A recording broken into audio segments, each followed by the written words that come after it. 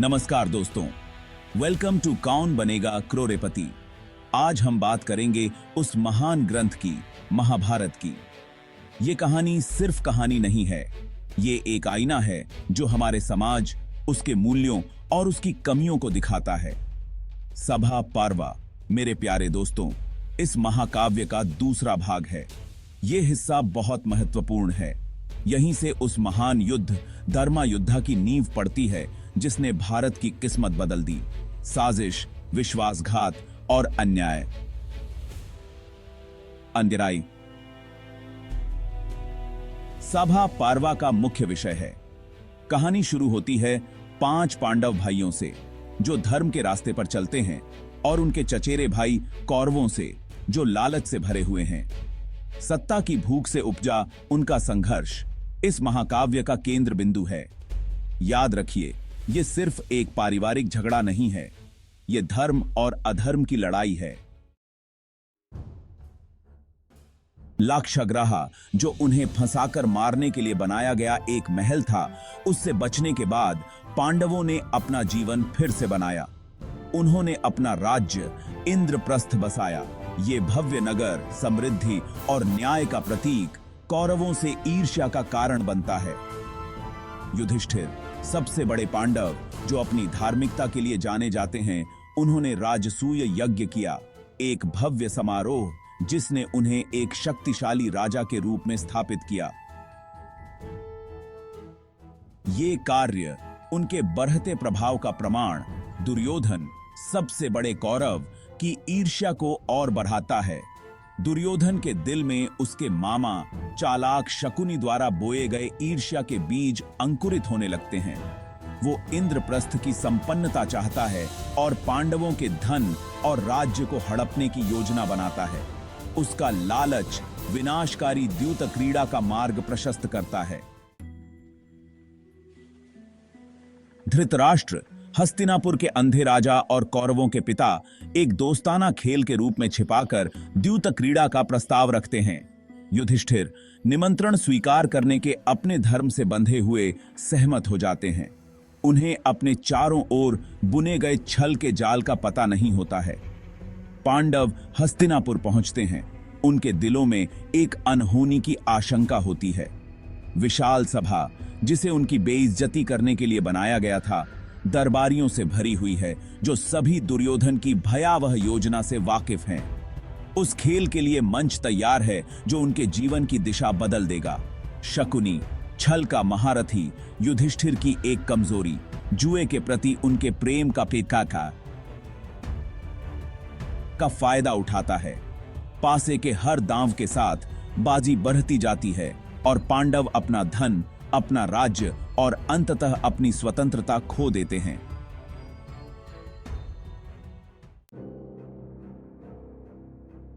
द्यूत क्रीड़ा विश्वासघात और छल का प्रतीक बन जाता है। शकुनी अपने चुंबकीय पासे और चालाक रणनीतियों से पांडवों का पतन सुनिश्चित करता है। युधिष्ठिर अपने धर्म और सम्मान की भावना से अंधे होकर छल को नहीं देख पाते हैं। जैसे जैसे खेल आगे बढ़ता है, युधिष्ठिर अपनी सारी भौतिक संपत्ति खो देते हैं। उनके भाई अपनी वफादारी से बंधे हुए असहाय होकर देखते हैं, क्योंकि उनका भाई अपनी प्रतिज्ञा से प्रेरित होकर जुआ खेलना जारी रखता है। सभा में उपस्थित लोगों की सांसें थम जाती हैं, जो इस अकल्पनीय घटना को देख रहे होते हैं। युधिष्ठिर अपनी हताशा में अपने राज्य, अपने भाइयों और अंत में खुद को दांव पर लगा देते हैं और चालाक शकुनी से सब कुछ हार जाते हैं। पांडव, जो कभी इंद्रप्रस्थ के शासक थे, अब कौरवों के दास बन गए हैं। भाग 5, स्वतंत्रता का हनन। पांडवों का निराशा में डूबना। पांडव अपनी गरिमा से वंचित दुर्योधन के क्रूर खेल में मोहरे बन जाते हैं।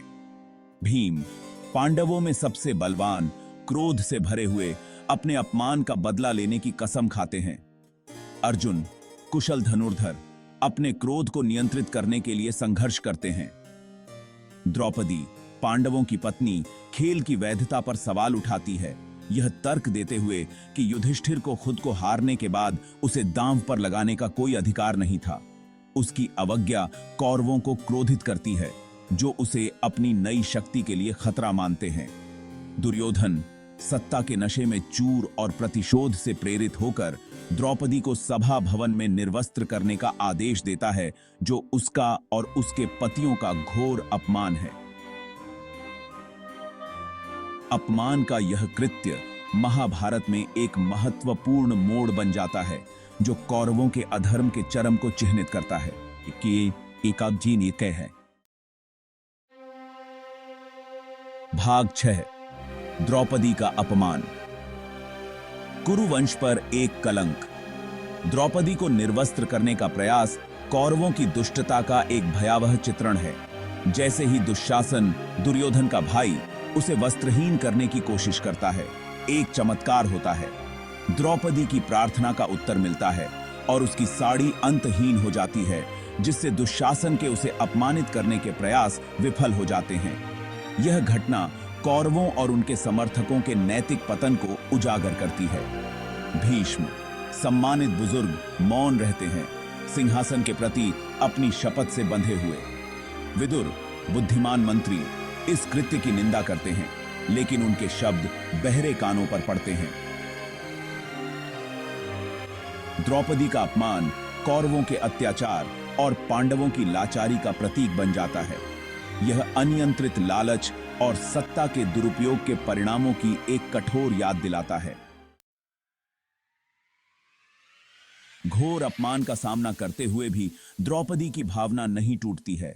वह कौरवों को शाप देती है, उनके पतन की भविष्यवाणी करती है और उसे और उसके पतियों पर हुए अन्याय का बदला लेने की कसम खाती है।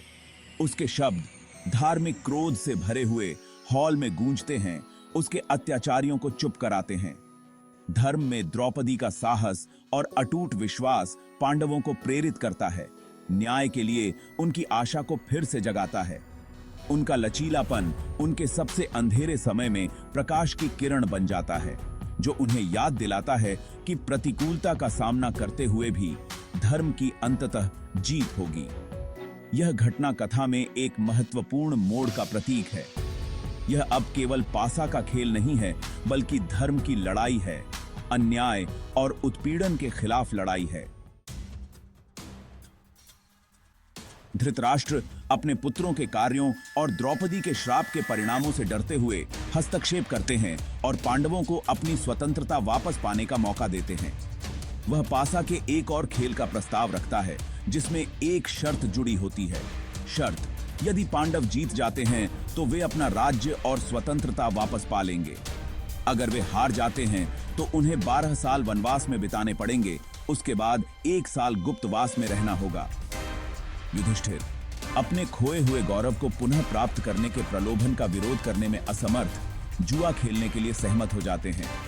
पांडव भारी मन और आशा की एक किरण के साथ पासा के अंतिम रोल के लिए तैयारी करते हैं। पासा का दूसरा खेल कौरवों के पक्ष में समाप्त होता है, पांडवों के भाग्य को सील कर देता है। वे इंद्रप्रस्थ छोड़ने और 12 साल के वनवास पर जाने के लिए मजबूर हैं। उनकी शाही स्थिति और संपत्ति छीन ली गई है। उनका वनवास उनके लचीलापन और चरित्र की परीक्षा बन जाता है। उन्हें कई चुनौतियों और कठिनाइयों का सामना करना पड़ता है। एक साधु के रूप में रहना पड़ता है और जीवित रहने के लिए अपने कौशल और संसाधनशीलता पर निर्भर रहना पड़ता है। गुप्तवास का वर्ष उनकी पहचान छिपाने और आम लोगों के बीच रहने की उनकी क्षमता का परीक्षण करता है। कठिनाई की यह अवधि पांडवों को बदल देती है, जो उन्हें आगे आने वाली महान लड़ाई के लिए तैयार करती है। सभा पर्व का समापन पांडवों के वनवास के लिए प्रस्थान के साथ होता है। उनके पीछे एक ऐसा राज्य है जो आक्रोश से भरा हुआ है। द्रौपदी का अपमान और पांडवों के साथ अन्यायपूर्ण व्यवहार बदला लेने के बीज बोता है, जो अंततः कुरुक्षेत्र युद्ध का कारण बनेगा।